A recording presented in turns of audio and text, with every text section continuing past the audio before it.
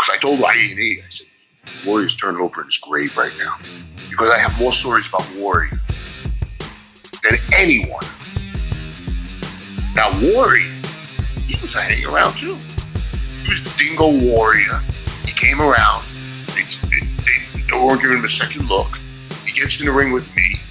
And he was a hard guy to wrestle because you have to just pound him on the back and just keep pounding him on the back and he would start warrioring up, you know what I mean? So now I'm married to Warrior. I think I wrestled 47 days straight. So one day, the agent, which is now called producers, comes up to me and says, listen, you're going to go over. You're going to win tonight on Warrior because we want to test his attitude. We want to test his attitude. If he has a bad attitude, he goes, we know we can't do it with him. If he has a good attitude, we know we can. So what do? All-American businessman, company man. I take Warrior in the room. Back then it was Jim Hellweek. I took him into the room. I said, Jim, listen, as much as I didn't want to, I don't think I should be doing this. You're my friend. I like you. They're going to tell you to lose tonight.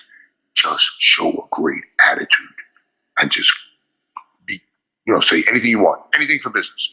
He goes, thank you for telling me that. I'll never forget that. That's what he told me. So he did it. They asked him. He did it.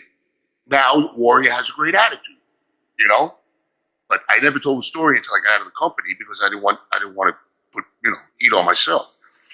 So anyway, then they had a falling out. The company was hating Warrior, and then they made me produce a DVD saying the destruction of Ultimate Warrior. Do you remember that? Yeah, Self-Destruction Warrior. We say, he had the worst promos, he had this, he can do this, he can do that. So then what I would do is I asked the questions to the wrestlers, but then I would sit in the seat myself, and I would say the question out loud, and then I would wait 3 or 4 seconds, and I would answer my own question. I said all good things about Warrior. So when the tape came out, Warrior was furious. The company was on bad terms. It was Warrior and WWE were like almost enemies. And Warrior hated Vince and they hated everything. They make amends later on in life. They make amends. They decide we're going to put the Ultimate Warrior in the Hall of Fame. Remember that? Yep.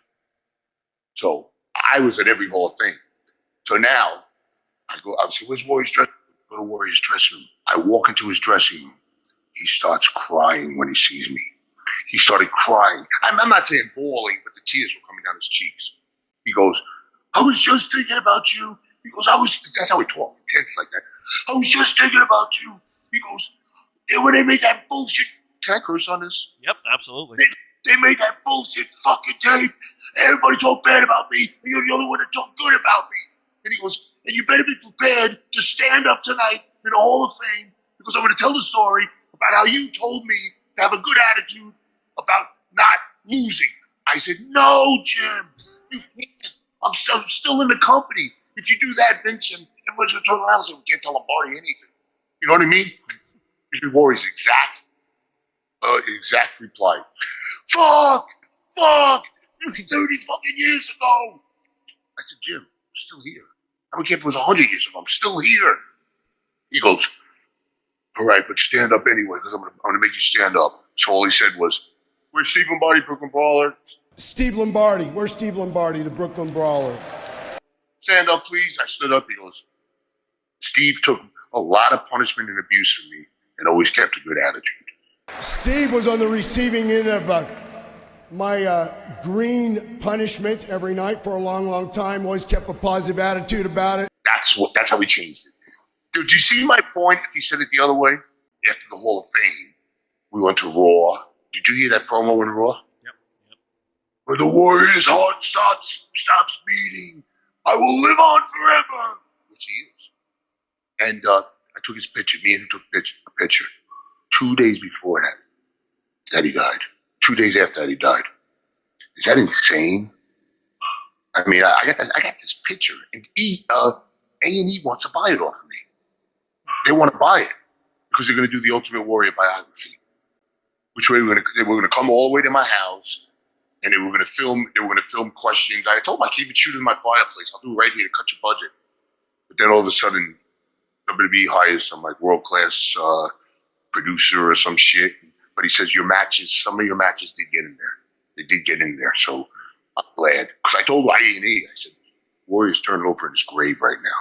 Because I have more stories about Warrior than anyone. And the Hall of Fame was one. One time my car broke down on the highway, and I was on the side. Limo pulls up next to me. It's Ultimate Warrior. He says, "You're with me. Get in. We'll call from the limo. They'll pick up the car." The car was broken down. He kept me we were in a limo all week long together. He was a great guy. He was just a great guy all around. I mean, huge in the beginning. But then as he got older, the muscles became tie-dye outfit. He had like fake abs, and you know what I mean? Yeah. He was running the bodysuits.